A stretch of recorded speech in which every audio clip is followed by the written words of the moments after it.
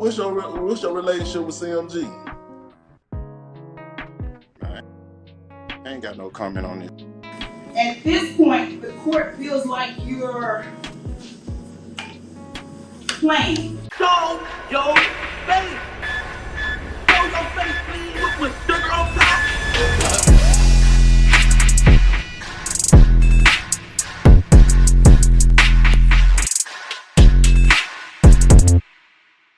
Hey, what's up, y'all? Y'all know my slogan. I don't know it all,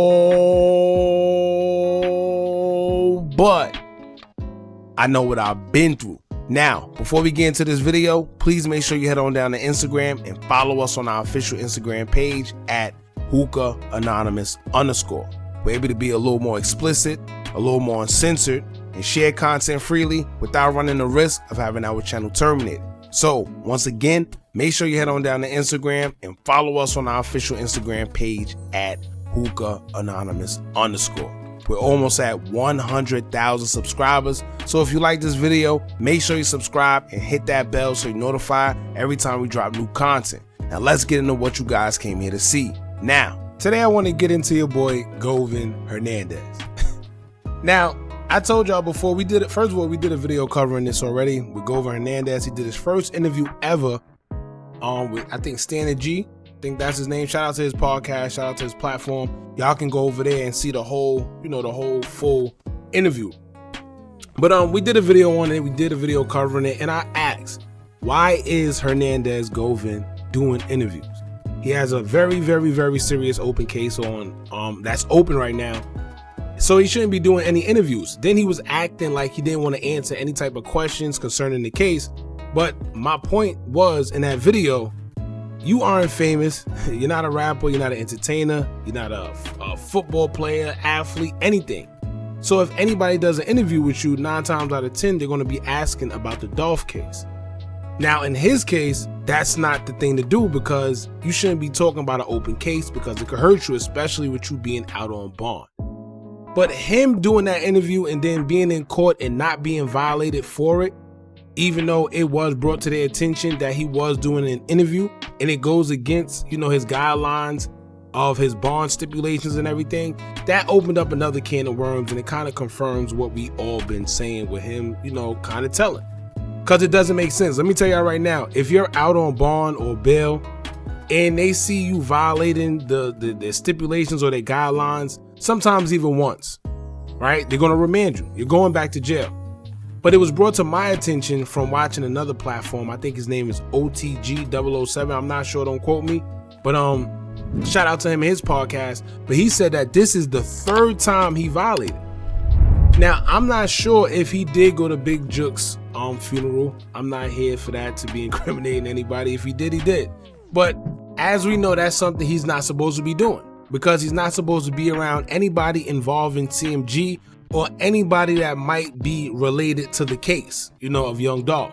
So by him going to Big Juke's funeral, if he did allegedly, then that'd be a violation of his bond. So he got a lot of leeway. They saying it's either 2 or 3 times he done violated, and they still allowing him to walk. And that's kind of crazy to me, but I want to talk about all of this. So y'all jump in the comments and let me know what y'all think about this. Hit that thumbs up button if you haven't already, so we can get this video into the algorithm, and subscribe to the channel if you haven't already. Now let's get into it. Now, first I'm gonna play the video of the judge pretty much frying Govan Hernandez. And you gotta see the expressions on his face. He looked like, let me tell y'all one thing, right? One thing about them courtrooms, when the judge says something, no matter if they're disrespecting you downright and you know it, you can't say a word. And it's funny because, like I said, I've been in that situation. I've been in a situation where I felt the judge was saying something that I didn't agree with or disrespectful, but you can't say nothing. And the minute you do, you risk going to jail. So it'll be in your best interest to not even say anything, because you'll just make your chances of anything or you staying out of jail worse. So that's exactly what's going on here. So I'm gonna play the video so y'all can check it out, and y'all let me know what y'all think. Check this out. I don't have to tell you how serious these charges are. I know I don't even have to go back through that. Okay? I also shouldn't have to remind you that you're out on a bond that, and the court has put you under some real serious or some real tight stipulations. Yes, ma'am. At this point, the court feels like you're playing fast and loose with the court and these stipulations. And I don't like that. You have filed a motion through your attorney asking me to review your bond conditions. And before we could ever do that, I get a message from a concerned citizen that you're out doing interviews. Whether you're talking about this case or not, you're doing interviews. And the court doesn't like the fact that you feel free enough to do interviews. Because what could be happening is that you could be in jail. And it's a whole lot easier to supervise you there. But you've been given the opportunity to post a bond with bond conditions, and you're not doing those things you need to do. We're going to review those bond conditions on March the 1st. But let me make myself extremely clear to you that you are to not have any interviews with anybody for any reason. Your attorney has assured me that nothing was said about this case in that interview, and I have no reason not to believe what he told me was true. But like I said, you should not be interviewing with anyone. You should not be making any public statements, and you should be in the house. That means not going to anybody's funeral. Put your hand down. You're speaking through your attorney at this point. That means not going to funerals or anywhere else. That means in the house as of right now. And about you not showing up on yesterday or showing up and then leaving because your counsel thought it was appropriate to allow you to go home because you were getting a barrage of phone calls, that's neither here nor there. When you're supposed to be here, you're supposed to be here. Were you not on my docket yesterday? You were supposed to be here. Bottom line. I thought I was. He instructed me not to come. Like I said, you are supposed to be here. Whether your attorney is here or not, you should be here. Yes, ma'am. Do you understand that? Yes, ma'am. Do you understand what house arrest means as of this point? Yes, ma'am. I'll see you back here on March the 1st, sir. All right, thank you. Please don't give me any reason to revoke this bond. All And right. we won't even have to have this conversation. Yes, ma'am. March 1st. Thank you, sir. Thank you. Can we be excused? Yes, sir. So his next court date is March 1st, and she advised him to stay off any social media doing any interviews, and if they catch him doing another interview, he's pretty much going back to jail, right? So with that being said, let's get into it, man. When it first happened, when I first seen Hernandez and him doing the interview, I wondered, why is he doing the interview?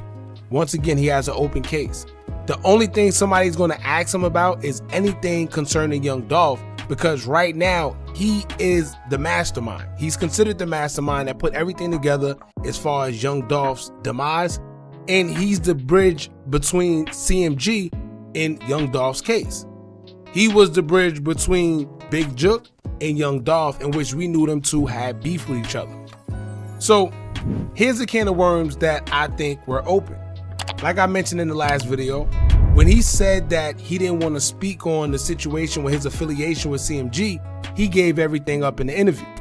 And once again, I think this is why the police do not want him to do any interviews, because they realize that he isn't smart enough to not say anything in the interviews. And like I said in the last video as well, when you let somebody talk long enough, they'll tell you everything you need to know. And that's exactly what he did. So when the interviewer asked him about his affiliation with CMG, instead of him just being honest, because we do know that he knows Big Jook, it's clear that he knows Big Jook because we've seen several pictures with him. So when you say things like, oh, I can't speak on that because I got an open case, Eureka. You see what I'm saying? He said a lot without saying anything, and he didn't even know it. He didn't even know it. Because let me tell y'all right now, right? Let's say, God forbid, something happens to me and they question me about, let's say, my brother. I'm open to talk about my brother in the interview because he don't have nothing to do with that case. And anything that I say can't do no harm to him because he has nothing to do with my case, right?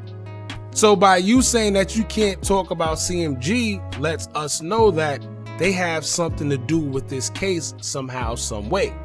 Even though it hasn't been made public that they have something to do with it, all we know is Straight Drop, the Cornelius, the all these other guys. But we have no idea about CMG because it hasn't been made public that they have any type of relevance or affiliation to this case until now, thanks to Govan Hernandez. You see how that works? So he said a little too much during the interview, and the judge, they pretty much let it be known that they know. They know that he's doing interviews, and my thing is, once again, something isn't right. He must be cooperating, because how is it that he's been caught 2 or 3 times violating his stipulations and he's still allowed to be out? The only people that get that type of leniency is cooperators. So, like I said, this is something that we need to pay attention to. I mean, if you care, but I think he did more damage than good, and he don't even know it. He didn't even realize what he did, and they fried him in court for it today. So she let it be known, the judge let it be known that if he does another interview, he's pretty much going back to jail. But I think he already did the damage. He already let us know that CMG, I mean, we already knew it, but now it's on wax. We know that CMG has some type of affiliation because he says that he can't talk about them. And why can't you talk about them? Because they may be a part of that case somehow, some way. But let's be real here. Big Jook isn't here no more. 9 times out of 10, if anything is made public that CMG had anything to do with anything, it's not going to go further than Big Jook. Everything is going to be blamed on Big Jook. I guarantee you. That's how that works. This is why his demise is so weird and so coincidental, because of course somebody would pass away so somebody else wouldn't have to take the blame. That's what's going on these days. But I'm gonna leave it at that, man. Y'all jump in the comments, let me know what y'all think about this. Don't forget to like, comment, share, and subscribe. Hit that bell so you're notified every time we drop new content. And remember, as long as you keep on watching, I'm gonna keep on dropping. And I'm out.